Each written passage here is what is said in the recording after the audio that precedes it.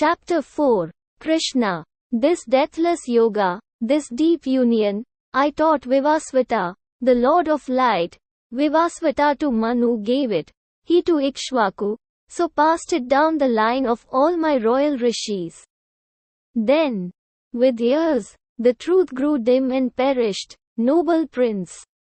Now once again to thee it is declared, this ancient law, this mystery supreme, seeing I find thee votary and friend.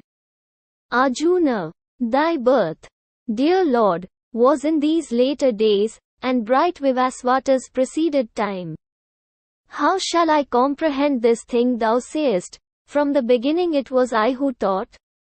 Krishna, manifold the renewals of my birth have been, Arjuna, and of thy births, too. But mine I know, and thine thou knowest not, O slayer of thy foes. Albeit I be unborn, undying, indestructible, the Lord of all things living, not the less, by my magic which I stamp on floating nature forms, the primal vast, I come, and go, and come. When righteousness declines, O Bharat, when wickedness is strong, I rise, from age to age, and take visible shape, and move a man with men, succoring the good, thrusting the evil back, and setting virtue on her seat again. Who knows the truth touching my births on earth and my divine work, when he quits the flesh puts on its load no more, falls no more down to earthly birth, to me he comes, dear prince. Many there be who come, from fear set free, from anger, from desire, keeping their hearts fixed upon me, my faithful, purified by sacred flame of knowledge. Such as these mix with my being. Whoso worship me, them I exalt. But all men everywhere shall fall into my path, albeit, those souls which seek reward for works, make sacrifice now, to the lower gods. I say to thee here have they their reward. But I am he made the four castes, and portioned them a place after their qualities and gifts. Yea, I created, the reapers full, I that live immortally.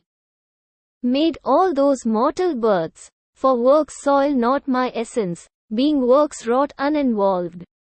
Who knows may acting thus unchained by action, action binds not him, and, so perceiving. All those saints of old worked, seeking for deliverance. Work thou as, in the days gone by, thy fathers did.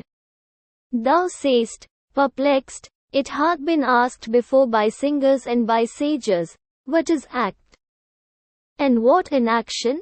I will teach thee this, and, knowing, thou shalt learn which work doth save needs must one rightly meditate those three, doing, not doing, and undoing. Here thorny and dark the path is. He who sees how action may be rest action, he is wisest, mid his kind, he hath the truth. He doth well, acting or resting.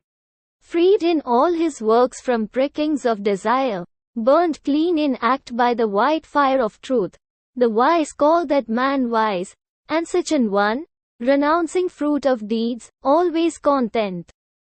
Always self-satisfying, if he works, doth nothing that shall stain his separate soul.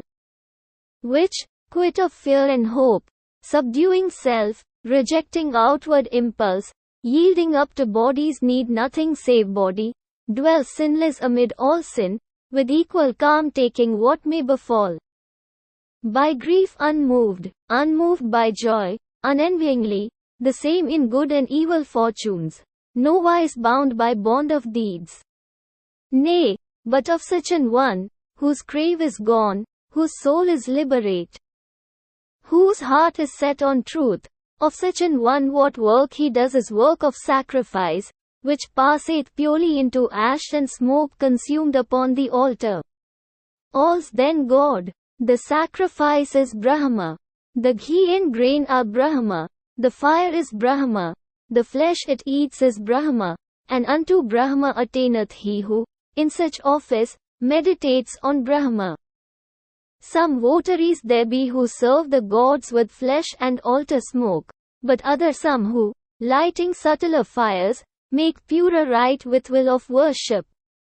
Of the which be they who, in white flame of continence, consume joys of the sense, delights of eye and ear, foregoing tender speech and sound of song, and they who, kindling fires with torch of truth, burn on a hidden altar stone the bliss of youth and love, renouncing happiness, and they who lay for offering there their wealth, their penance, meditation, piety, their steadfast reading of the scrolls, their law painfully gained with long austerities, and they who, making silent sacrifice, draw in their breath to feed the flame of thought, and breathe it forth to waft the heart on high, governing the ventage of each entering air lest one sigh pass which helpeth not the soul, and they who, day by day denying needs, lay life itself upon the altar flame, burning the body van.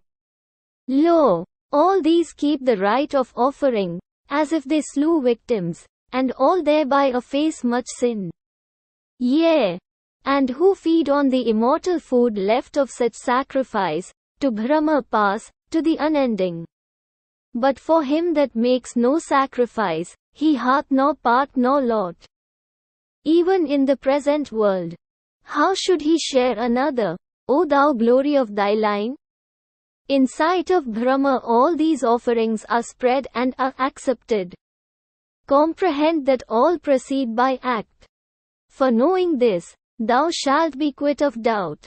The sacrifice which knowledge pays is better than great gifts offered by wealth, since gifts' worth, O my prince, lies in the mind which gives, the will that serves, and these are gained by reverence, by strong search, by humble heed of those who see the truth and teach it.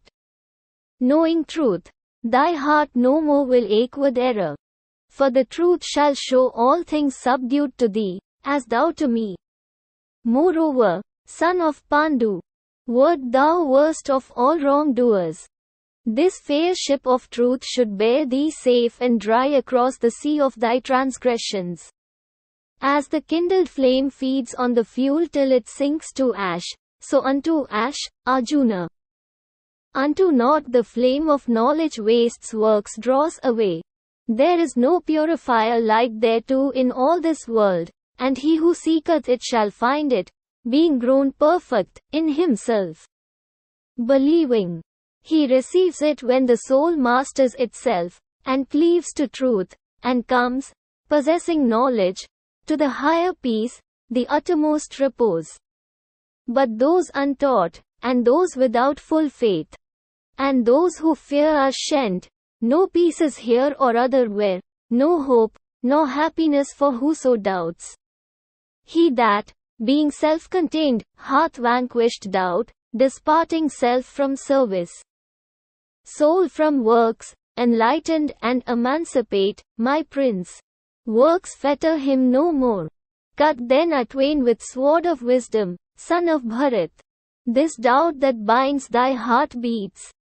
Cleave the bond born of thy ignorance. Be bold and wise. Give thyself to the field with me. Arise. Here endeth chapter 4 of the Bhagavad Gita, entitled Jnana Yoga, or the Book of the Religion of Knowledge.